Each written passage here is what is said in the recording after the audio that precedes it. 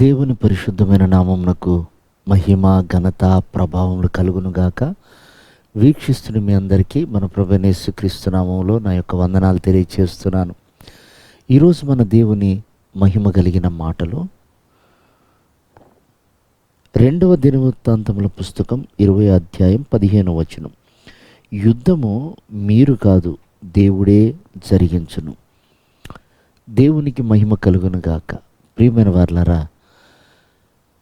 మనకై మనం యుద్ధం చేస్తే మనం ఓడిపోతాం. దేవుడు మన పక్షాన యుద్ధం చేస్తే మనం జయిస్తాం. బైబిల్ సెలవిస్తున్నమాట, దేవుడు మన పక్షముగా ఉండగా మనకు విరోధి ఎవడు అని.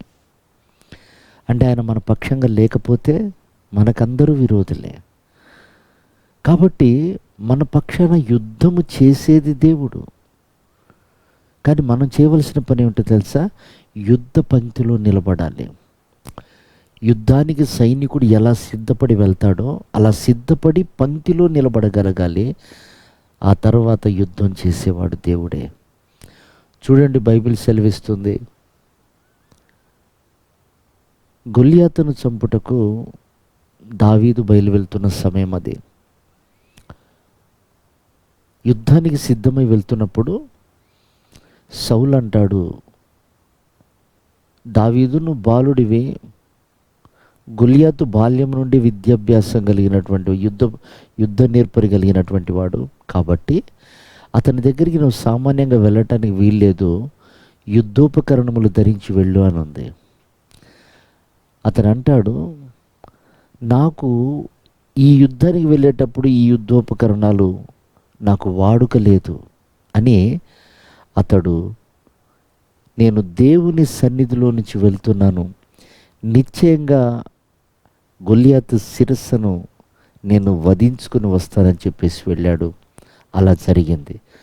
చూడండి, ఒడిస్సెల రాయి తీసుకొని విసిరినప్పుడు అతడి నుదుటికి తగిలితే అతడి వెనుకకు పడిపోవాలి. కానీ ఆ యుద్ధం దావీదు కాదు చేసింది, దేవుడు. దావీదు ధైర్యంగా ఎదురుగా నిలబడ్డాడు, యుద్ధ పంక్తిలో నిలబడ్డాడు, యుద్ధ భూమిలో నిలబడ్డాడు. యుద్ధోపకరణాలు ఏమీ లేవు, కానీ దేవుడు యుద్ధం చేస్తాడని దేవుని సన్నిధిలో నుంచి విశ్వాసంతో నిలబడ్డాడు. వెనుక నుండి దేవుడు గొల్యాతును కొట్టాడు కనుక అతడు బోర్ల పడిపోయాడు. ప్రియమైనటువంటి దేవుని బిడ్డలారా,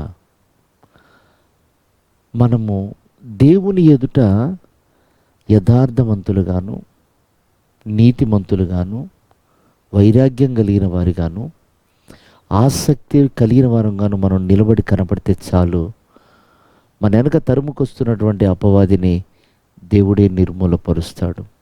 మనము యుద్ధ భూమిలో, యుద్ధ పంక్తిలో నిలబడగలగాలి. అది మరణమైన, అది ఎంత నష్టాన్ని కలగచేసేదైనా నిలబడగలిగితే చాలు, యుద్ధము దేవుడు చేస్తాడు.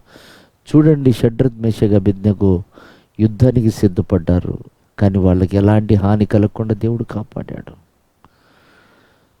జలములలో బడి నీ వెళ్ళినా అవి నిన్ను ముంచజాలవని ఉంటుంది. అంటే మనం వెళ్ళాలి కానీ ముంచవు. అలాగే యుద్ధ భూమిలో యుద్ధానికి సిద్ధపడు, కలవరపడకు, భయపడకు. అది ఎంత పెద్ద శోధనైనా, ఎంత పెద్ద సమస్య అయినా నువ్వు నిలబడగలిగితే చాలు, నీ పక్షంగా యుద్ధం చేసేవాడు దేవుడే. అలాంటి కృప ప్రభు మనందరికి అనుగ్రహించి ఆయన రాకడకు సిద్ధపరచును గాక. ఆమేన్.